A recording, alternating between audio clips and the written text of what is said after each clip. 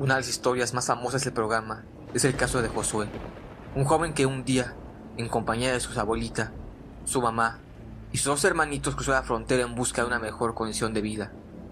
Al paso del tiempo, su situación era precaria y Josué, como hijo mayor, vivía desesperado por hallar la solución para que su familia dejara de padecer pobreza. Trabajaba en un lado y en otro, ganando apenas lo suficiente para comer. Y un día amaneció con una idea que, según él, se mediaría todo: vender su alma al mal. Al cabo de 11 meses, este joven consultó, investigó, consiguió unos libros de magia negra, y una noche se le aparecieron en su cuarto 3 sombras negras que le dijeron: Josué, ¿así que quieres dinero y poder? Sí, es mi mayor deseo, respondió Josué.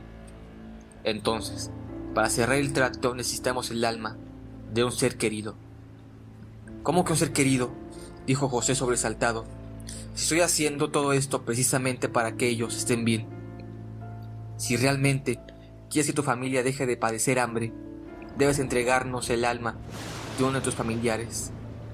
Tienes hasta la próxima luna llena para hacerlo. De lo contrario, te va a pesar. Y las sombras se marcharon. Esa noche fue la más larga de la vida de Josué. No durmió pensando en lo que las sombras le habían dicho, y a su cerebro llegaban pensamientos encontrados. Y al otro día se enteró de que faltaban 2 noches para la luna llena, y él tenía que resolver la situación. Un joven de apenas 16 años, con el firme deseo de cambiar el destino de su familia, frente a la oportunidad que por mucho tiempo había buscado, decidió llevar a cabo el siniestro plan. El problema era que a quienes sus familiares se entregarían. A mis hermanitos no, los quiero mucho. A mi madre tampoco. Ella me dio la vida. Ya sé, a mi abuelita. Al fin, que ella ya vivió. Y así, llevó a cabo el macabro plan. El joven me narró que en una noche asfixió a su abuela. Posteriormente, al hacer los trámites de la muerte, las huellas del crimen inexplicablemente habían desaparecido, y el hecho parecía una muerte natural. A partir de ese momento, José recibió un anillo que simbolizaba su compromiso con el mal, y la vida de su familia y la suya por fin cambiaron. Empezó a recibir dinero, lo que le permitió continuar sus estudios. Se abrieron todos los caminos y descubrió en su cerebro una gran capacidad para aprender. Cierto día se separó de su familia para irse a vivir solo. Al paso del tiempo concluyó sus estudios y obtuvo un título de biólogo. Más tarde realizó el doctorado y tiempo después fundó una empresa. Al parecer lo tenía todo, menos tranquilidad interna. El remordimiento a veces era borrado por la abundancia de lujos y excentricidades. Josué ahora tenía dinero y cierto estatus que le permitían tener y hacer casi todo lo que deseaba. Nadie sabía por qué, pero su familia se había alejado de él. Soledad únicamente le paliaba con dinero, vanidad, los bienes, pero su vida estaba completamente vacía. Estarán de acuerdo en que era una historia poco común y muy impresionante. Hasta ese momento podía ser cierta o no, cosa que se me aclaró cuando, durante una entrevista telefónica con Josué, el ambiente de la cabina poco a poco fue cambiando. Empezó a salir frío debajo de la mesa, lo que me inquietó mucho. En ese preciso instante, Josué nos sorprendió a los radioescuchas y a mí, cuando desesperadamente mencionó que un ente se aproximaba a él. Es una mujer que flota y tiene una enorme boca de donde surge una lengua como de serpiente. Ahora está frente a mí y trae algo en la mano. ¿Qué tiene en la mano?, pregunté. Una cruz invertida. En el centro tiene algo como un ojo, respondió el joven entre sollozos. Pero lo que me preocupa es que me dijeron que cuando viera esto me iba a morir. Comenzó a llorar con un llanto lleno de angustia y terror. Le dije que tranquilizase, escucharíamos a un experto en esos casos. En ese momento mandé al corte comercial y solicité a mis productores que me comunicaran con el pastor Roberto Guaso, uno de los más importantes colaboradores del programa, un hombre comprometido con sus creencias y dueño de gran experiencia en casos espirituales difíciles. Fuera del aire, comenté con el pastor el caso y lo que me estaba ocurriendo en la cabina. Me dijo que la situación del joven era muy grave y que invocara a Dios y abriera la Sagrada Biblia. Así, los seres de maldad que habían llegado a la cabina se irían en la medida en que permanecieran en calma, pasara lo que pasara. Por supuesto, él hablaría con este joven que necesitaba ayuda urgentemente. Entramos nuevamente al aire y José me indicó que ese ser le había aparecido meses atrás. En esa ocasión le había golpeado como castigo, ya que había regalado dinero a uno de sus empleados que se encontraba en apuros, y eso lo tenía estrictamente prohibido. En su casa diariamente aparecían fuertes cantidades de dinero, pero eran exclusivamente para gastos personales y no podía regalarlo en beneficio de alguien más. El pastor Guaso intervino y le preguntó si estaba realmente arrepentido y si quería que eso terminara. El joven contestó afirmativamente. Luego, el pastor le pidió que fuera por su Biblia y la abriera porque iniciarían una oración. José lo intentó, pero dijo al pastor que no la podía abrir. El pastor se puso a orar y al ser en forma de mujer, se retiró. Nuevamente le pidió que abriera la Biblia y Josué manifestó angustiosamente que estaba como pegada y no la podía abrir. En ese instante Josué, alarmado, nos comunicó que sabía seres que se aproximaban. Son 3 seres horribles. Ayúdenme, por favor. Josué, toma la Biblia y ábrela. Vamos a orar, dijo el pastor. No puedo, me están pegando, dijo Josué espantado y llorando. Entonces repite conmigo, indicó el pastor, y juntos oraron, pero al joven lo interrumpían unos gruñidos que provenían de aquellos seres. De verdad, viví una horrible experiencia cuando esos seres empezaron a hacer ruidos como cerdos y en tono de burla. El pastor Guaso interrumpió la oración y se dirigió enérgicamente a ellos. En el nombre de Dios, cállense. Por la bendita sangre de Cristo, les ordeno que se callen. Mientras Josué, que no podía orar, lloraba con angustia y pedía que le ayudaríamos porque los demonios lo estaban golpeando en las costillas. En la cabina estábamos sinceramente espantados. Casi llegamos al pánico cuando el frío se acrecentó al recitar el Salmo 91 de la Biblia.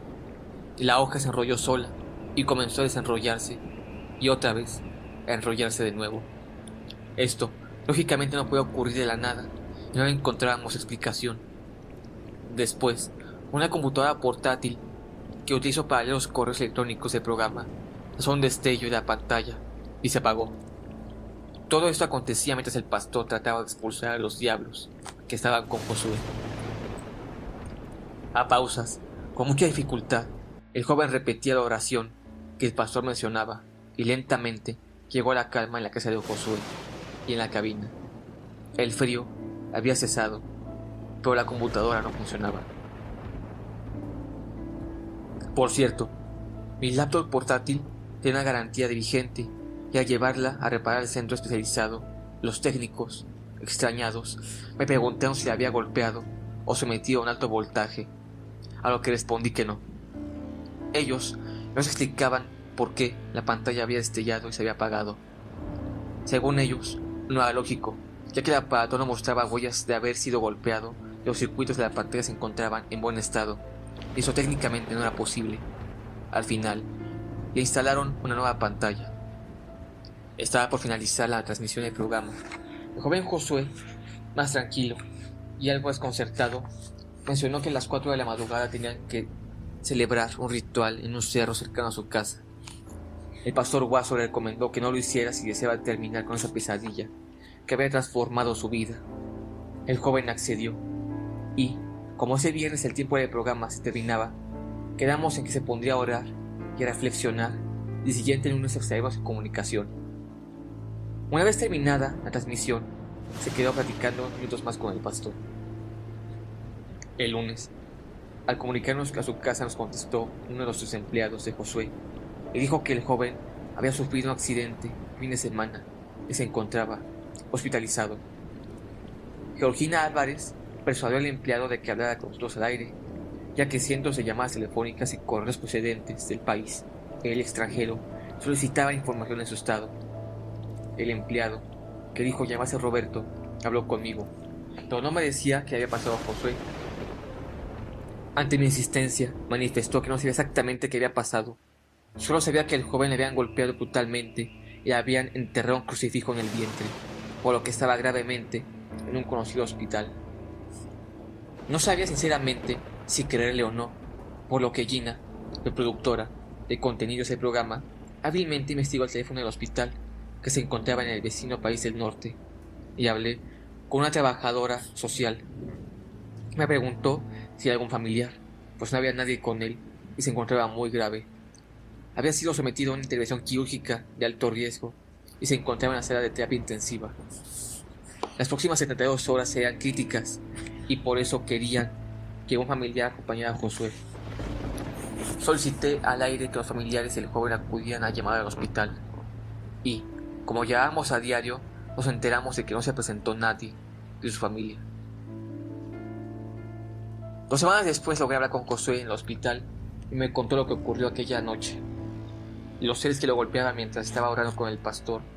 Más tarde volvieron y comenzaron a destruir todo lo que había en su cuarto.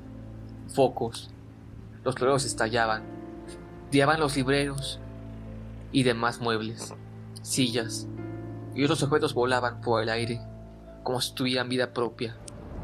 Finalmente, una gran sombra se plantó frente a él y le recriminó con furia: te advertimos, hijo de... Ahora vas a recibir tu castigo y te vas a pudrir en los infiernos. Este poderoso demonio tomó un crucifijo que algún día su abuelita le había regalado y sin piedad lo incrustó en su vientre, causándole una grave hemorragia que le hizo perder el conocimiento, que no recuperó sino hasta ese día. Pasó un mes en el hospital y después lo dieron de alta, por lo cual retornó a su casa. Allí solamente respondía a nuestros llamados una contestadora electrónica. Dejamos varios mensajes y pedimos contacto con él. Este caso era uno de los que me quitaba el sueño, pensando en que el joven tenía posibilidad de ayudar a que saliera de tan espantosa situación. Crucé la frontera para dirigirme a su casa, situada en una zona lujosa de Los Ángeles, California. Me costó trabajo, pero logré localizar la calle donde se ubicaba el domicilio. Detuve mi coche y me dirigí a unos muchachos que se encontraban en un vehículo por allí. Les pregunté si conocían a Josué y uno de ellos me respondió, muy serio y extrañado, en inglés: ¿es usted policía? No. Entonces, aléjese de aquí. Ellos son gente muy mala. Y sin decir nada más cerró la ventanilla y el vehículo arrancó. Quedé sorprendido por lo que me había dicho aquel joven y localicé el número de la casa. Tenía al frente un jardín grande y arreglado y la reja estaba abierta. Entré y llegué a la puerta principal. Era una casa lujosa, fue de construcción extraña, que se diferenciaba del resto de las demás. Era como una vieja casona europea del siglo pasado, con grandes puertas y amplios ventanales. Toqué la puerta y salió un hombre alto, delgado, de tez blanca. Parecía sajón, muy pálido y con una mirada extraña, y cargaba un gato negro. Detrás de él se distinguía una sala enorme, pero en gran desorden, y con un olor como a excremento. Se me quedó viendo como preguntándome qué quería. Buenos días, ¿habla español? No me respondió con palabras, solo me dio la cabeza e indicó que sí. Un escalofrío recorrió mi cuerpo. Mire usted, ando en busca de un joven de nombre Josué, y expliqué brevemente que si había hablado con él, me encontraba preocupado por su estado. ¿Se encontrará él? Nuevamente, el pálido solo movió la cabeza para indicarme que no, y cerró la puerta en mi nariz. Subí al vehículo que se había rentado y me retiré pensando en que lo extraño de todo este caso. 2 días más tarde volví a México. Pasaron 15 días y recibí una llamada de Josué a eso de las 3 de la tarde. Me dijo que se encontraba mejor y estaba recibiendo ayuda espiritual de una iglesia que le recomendó el pastor Guaso. No había vuelto a su casa porque le habían permitido quedarse en las instalaciones adjuntas al templo. Le platicé a Josué que estábamos preocupados por él y lo había ido a buscar a su casa y me contestó: no puede ser, mi casa está abandonada. Yo no quise regresar por miedo a otro ataque, mis empleados se fueron porque lo asustaba mucho. Consideré la posibilidad de haberme equivocado, pero al mencionar las características de la finca, todas coincidían. No, me había equivocado. Hoy, Josué se encuentra en un monasterio donde recibe ayuda espiritual y psicológica. No tiene permitido hablar del tema porque según los médicos que lo atienden, esto retrasaría su recuperación. Espiritualmente evoluciona con la energía que le proporciona su arrepentimiento y su reencuentro con Dios. Ojalá que la próxima vez que hable con Josué sea para que nos dé la noticia de que esa infernal pesadilla haya quedado en el pasado. Solo una cuestión me quedó por aclarar. ¿Quién me abrió la puerta a esa mansión tan llena de maldad en la casona de Josué? ¿Usted se lo imagina? Ese recuerdo lo he dejado donde debe estar, en el olvido.